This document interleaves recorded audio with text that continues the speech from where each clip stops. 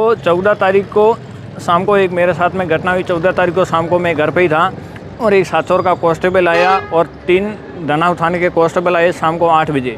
मेरे को बोला एक आपका साचौर का वारंट बाकी है, आपको उसमें कि हम लेके जाएंगे। तो ऐसे करके मेरे को धनाव पुलिस और वो साचौर का एक कांस्टेबल मेरे को धनाव थाने लेके चले गए और रात को 8 बजे मेरे को वहाँ से घर से गिरफ्तार किया। 9 बजे धनाव थाने लेके चले गए थे। तो ले जाने के बाद वहाँ 15-20 मिनट तक मेरे को धनाव थाने में रखा और रखने के बाद में धनाव पुलिस ने एक साचौर का एक अकेला कांस्टेबल था, उसी के साथ में मेरे को रवाना साचौर के लिए रवाना कर दिया, एक मान लो प्राइवेट टैक्सी गाड़ी के साथ में।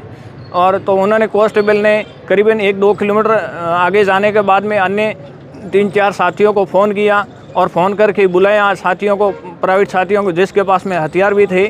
और वो साथी आके मेरे गाड़ी में साथ में बैठे थे उस कांस्टेबल के साथ में और मेरे साथ में हाथापाई और गाली गलौज करने की उन्होंने शुरू की। मेरे तक दौरिमिना के बाद में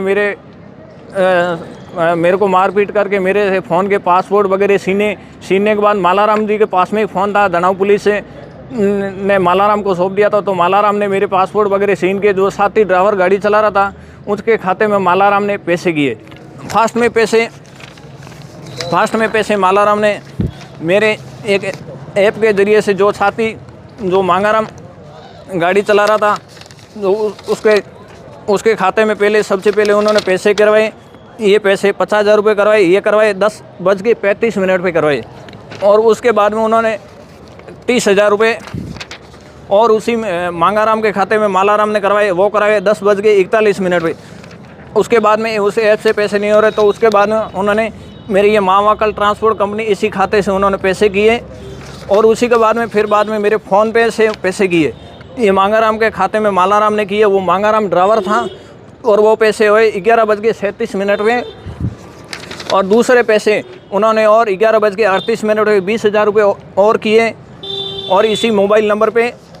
और उसी के बाद में 10,000 रुपये और किए 11:39 पे। और उसके बाद उन्होंने लगातार प्रयास और पैसे निकालने की प्रयास किया था, तो मेरे खाते से पैसे नहीं निकल पाए और लिमिट ख़त्म होने के बाद में पैसे नहीं निकले। तो रात को मेरे को 11 बजे 1 बजे मेरे को साचौर थाने के हवालात में बंद कर दिया गया था।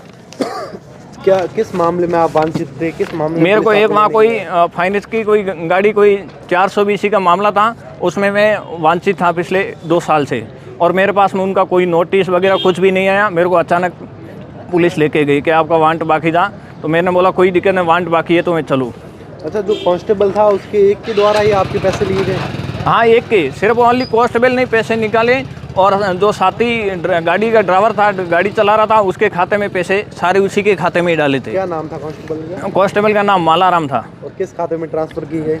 जो मांगाराम साथी ड्राइवर था उसी के खाते में पैसे ट्रांसफ़र किए। उसके पंजाब नेशनल का बैंक का खाता था और 80,000 रुपये खाते से किए और 80,000 रुपये मेरे फ़ोन पे में, उनके फ़ोन पे में डाले। अच्छा, आपके साथ मारपीट भी की? हाँ, हमारे साथ में मारपीट की और साथ में अन्य 2 व्यक्तियों को बीच में से बैठाया, उनके पास में हथियार भी था सर। अब आप क्या मांगे? आप हमारी यही मांग है, हमारे को न्याय दिलाएं। जो हमारे पैसे निकाले ये किस वजह से क्यों निकाले उन्हें? कितने पैसे आपके? हमारे टोटल पैसे 1,60,000 रुपये निकाले, वो सारे ऑनलाइन ट्रांजैक्शन पड़े।